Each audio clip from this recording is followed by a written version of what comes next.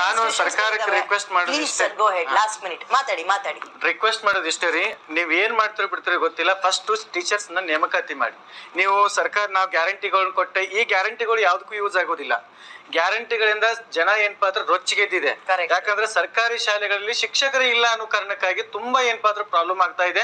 ಆಮೇಲೆ ಈ ಟೀಚರ್ಸ್ ಆಗ್ಬೇಕು ಅನ್ನೋಂತ ಒಂದು ಕನಸಿದೆ. 2.5 ಲಕ್ಷ 3 ಲಕ್ಷ ಜನ ಆಸ್ಪಿರೆಂಟ್ ಇದಕ್ಕಾಗಿನ ನಾವು ಟೀಚರ್ ಆಗ್ಬೇಕು ಅಂತ ಹೇಳಿ ತಂದೆ ತಾಯಿಗಳಿಂದ ಸಾಕಷ್ಟು ನೋವನ್ನ ಅನುಭವಿಸ್ಕೊಂಡು ಏಜ್ ಆಗ್ತಾ ಇದೆ ಮೇಡಮ್, ಏಜ್ ಆಗ್ತಾ ಇಲ್ಲ, ಮ್ಯಾರೇಜ್ ಆಗ್ತಾ ಇಲ್ಲ, ಸುಮಾರು ಸಮಸ್ಯೆಗಳು ಎದುರಿಸ್ತಾ ಇದೆ. ಈಗ ಸರ್ಕಾರಕ್ಕೆ ಎಷ್ಟು ಚೀಮಾರಿ ಆಗ್ತಾ ಇದಾರೆ ಅಂದ್ರೆ ಅಭ್ಯರ್ಥಿಗಳು ಅದನ್ನ ಹೇಳಕ್ ಆಗಂಗಿಲ್ಲ. ಮತ್ತೆ ಮೇನ್ ಸ್ಟ್ರೀಮ್ ಮೀಡಿಯಾದಲ್ಲೂ ಬರೋದೇ ಇಲ್ಲ ಅಂತ ಸಮಸ್ಯೆಗಳು. ಅದಕ್ಕೆ ಇದನ್ನ ಎಚ್ಚೆತ್ತುಕೊಂಡು ಶಿಕ್ಷಕರ ನೇಮಕಾತಿನೇ ಇದಕ್ಕೊಂದು ಪರಿಹಾರ. ಆದ್ರೆ ಮಾನ್ಯ ಮಧು ಬಂಗಾರಪ್ಪ ಸರ್ ಅವರು ಬರೇ ಸುಳ್ಳುಗಳನ್ನ ಹೇಳ್ತಾರೆ.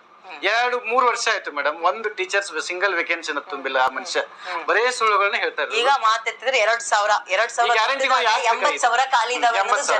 ಮೇಡಮ್ ಇನ್ನೊಂದು, ಈಗ 80,000 ಖಾಲಿ ಇದೆ. ಮುಂದೆ ನೆಕ್ಸ್ಟ್ ಅಕಾಡೆಮಿಕ್ ಇಯರ್ ಆದ್ರೆ ಮತ್ತೆ ಅದಕ್ಕೆ 20,000 ಸೇರಿಸುತ್ತೆ.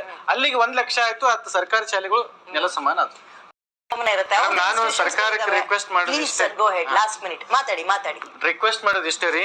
ನೀವ್ ಏನ್ ಮಾಡ್ತೀರಿ ಬಿಡ್ತೀರಿ ಗೊತ್ತಿಲ್ಲ. ಫಸ್ಟ್ ಟೀಚರ್ಸ್ ನ ನೇಮಕಾತಿ ಮಾಡಿ. ನೀವು ಸರ್ಕಾರ ನಾವು ಗ್ಯಾರಂಟಿಗಳನ್ನ ಕೊಟ್ಟೆ, ಈ ಗ್ಯಾರಂಟಿಗಳು ಯಾವ್ದಕ್ಕೂ ಯೂಸ್ ಆಗೋದಿಲ್ಲ. ಗ್ಯಾರಂಟಿಗಳಿಂದ ಜನ ಏನಪ್ಪಾ ಅಂದ್ರೆ ರೊಚ್ಚಿಗೆದ್ದಿದೆ. ಯಾಕಂದ್ರೆ ಸರ್ಕಾರಿ ಶಾಲೆಗಳಲ್ಲಿ ಶಿಕ್ಷಕರು ಇಲ್ಲ ಅನ್ನೋ ಕಾರಣಕ್ಕಾಗಿ ತುಂಬಾ ಏನಪ್ಪಾ ಅಂದ್ರೆ ಪ್ರಾಬ್ಲಮ್ ಆಗ್ತಾ ಇದೆ.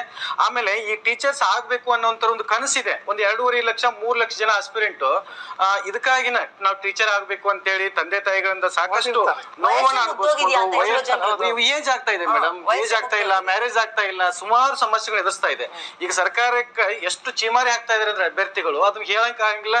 ಮತ್ತೆ ಮೇನ್ ಸ್ಟ್ರೀಮ್ ಮೀಡಿಯಾದಲ್ಲೂ ಬರೋದೇ ಇಲ್ಲ ಅಂತ ಸಮಸ್ಯೆಗಳು.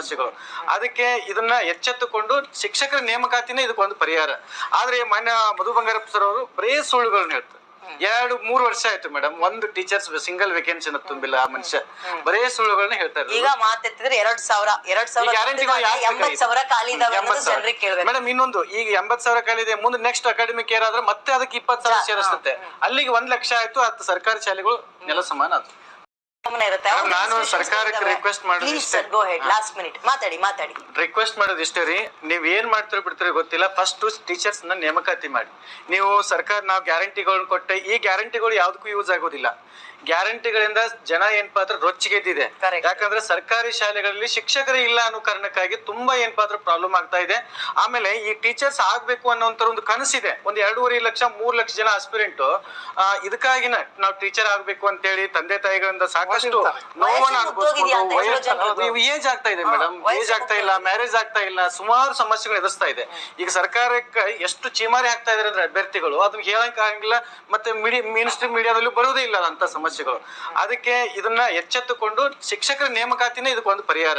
ಆದ್ರೆ ಮಾನ್ಯ ಮಧು ಬಂಗಾರಪ್ಪ ಸರ್ ಅವರು ಬರೇ ಸುಳ್ಳುಗಳನ್ನ ಹೇಳ್ತಾರೆ.